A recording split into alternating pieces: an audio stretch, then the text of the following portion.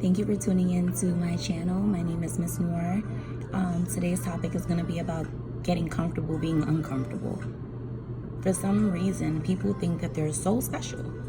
They think that someone's going to walk up with this mystery box and it's going to have hundreds of thousands of dollars in it. The keys to this new car, the keys to this fancy home.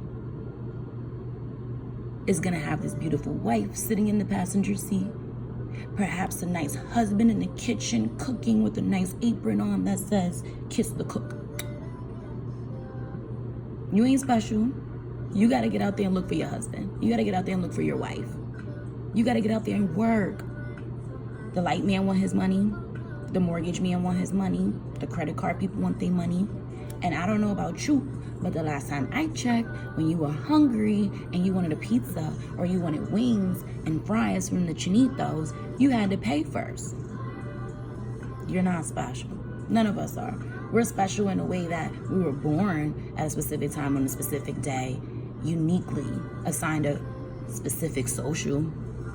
But let's be real. Some of us share our names. Some of us share our birthdays.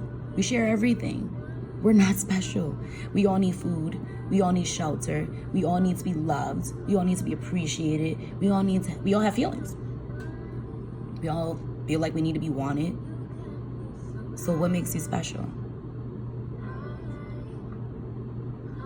Not much. Get comfortable being uncomfortable. You want to grow. You want to elevate. You want to be somebody. You got to get uncomfortable. In order for your mom to have brought you into this world, she was severely uncomfortable. And then this beautiful thing came, which is you. Well, some of y'all ain't. Well, anyways, let's stay positive. Discomfort gives us growth. Sometimes we have to deal with things that makes us unhappy to get to the happiness. I'm not saying that everything on the other side is always going to be great, but every experience we have leads us to be better people, we like to think. The ones who are learning are becoming better people. You have to be receptive to that. We all like to be comfortable. It makes us feel good. It lets us know it's okay to keep going. It lets us know there are no worries, no concerns. But there's no growth. And you don't learn anything. You don't go anywhere. You're not exposed to anything. You're doing the same thing over and over again. And you don't even know why though. Like Alina. So the one thing that we do really need to work on, everybody, is learning to play the cards that we're dealt. So if you've ever played Uno, the dealer will deal out 7 cards.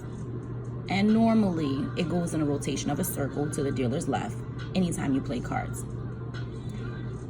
However, when you get your cards, you may get a draw 4, you may get a draw 2, you may get a skip, you may get a wild, you may get nothing. You may end up with a whole bunch of red cards because whoever shuffled the deck last sucked at it. But that's exactly how life works.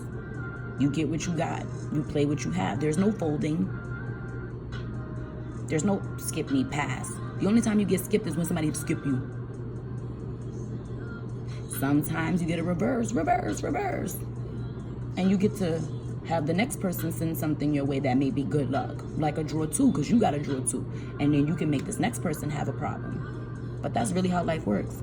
The person before you may bring you a problem, the person after you may bring you a problem, but you're going to get a problem at one point or another, and you still have them same cards in your hand. So let's say you got, I don't know, red cards, yellow cards, green cards, blue cards, but no special cards, no draw 4s, no skips, no reverse, no wild, none of these. And all you got are regular cards. So what you do, just sit there and stare at them? No. You figure out the game. Are we playing color stacks? Are we playing number stacks? I just need to know what we're doing before we start. Oh, okay.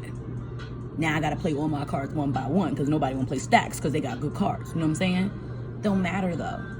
This person may have a leg up. This person may be out quickly. And I may still have my 5 cards and still picking them up. But I still have to play. That's just how it goes. And you never know, the next hand I might get all the draw 4s. The other thing about having a draw 4 is you gotta know when to play it, baby. You can't just play it and end up stuck in the game. Because see, everybody's pissed now that you had that draw 4. So you better use that as a trump card and Uno out. And if you can't do that, you haven't mastered the game yet of getting comfortable, being uncomfortable. You learn your opponents. Learn your audience. Who's around you? What do they need? Why do they need it? Is this useful? Is this not useful? Think. That's why God gave us brains, so we can take the time to figure out what works for us and what doesn't.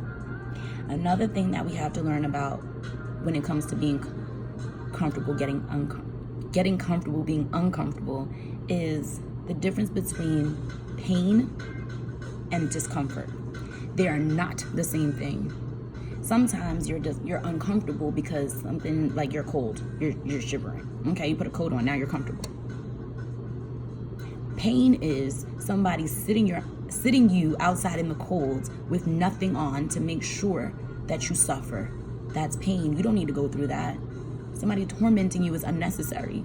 But you being uncomfortable because it was cold outside and you forgot to bring your sweater, that's completely different. Sometimes you're going to go through things that are going to make you uncomfortable, and you're going to figure it out.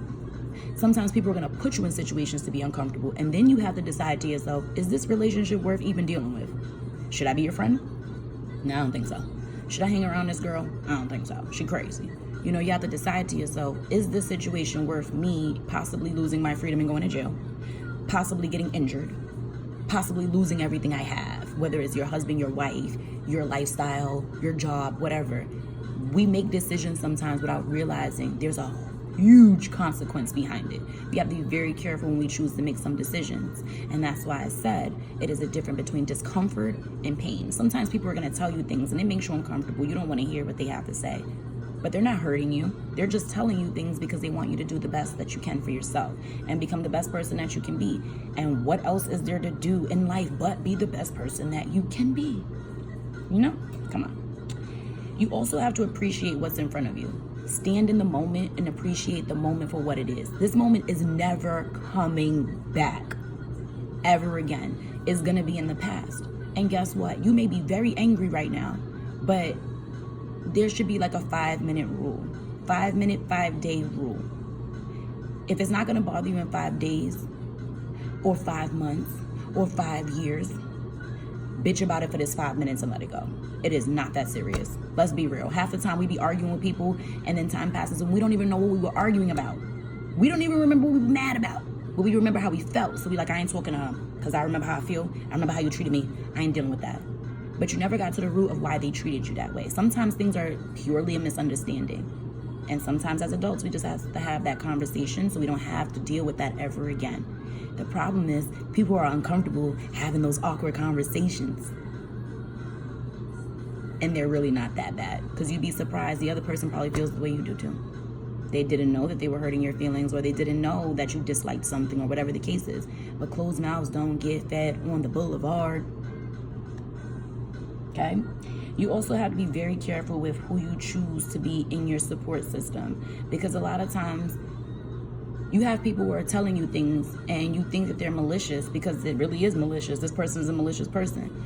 But if you know this person has always been there for you, have always supported you, have always told you, you know what, you can do this, you could get this done. And if 1 or 2 times they might have told you that don't even make any sense, then that means that they are a good support system and you just didn't want to hear what they had to say. Sometimes we have to reflect. Am I really upset about the message, or I'm upset about the messenger delivering the message, or I'm upset about how the message was delivered?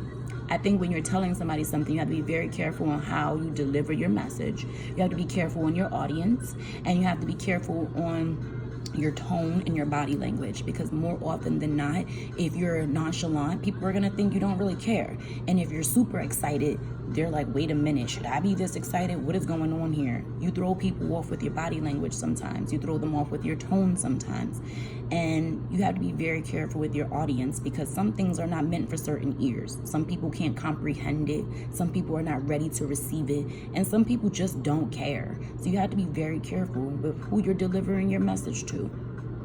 Okay? But most of all, the biggest takeaway from today is get comfortable being uncomfortable. Because life does not get easier until you do. Accept it. Accept what's in front of you. Accept who you are and be okay with it. Because trust me, we all got skeletons. We all have skeletons. We all have fears. We all have things that we want to do. We all have this need to be accepted. We all want money. We all want to feel okay and comfortable.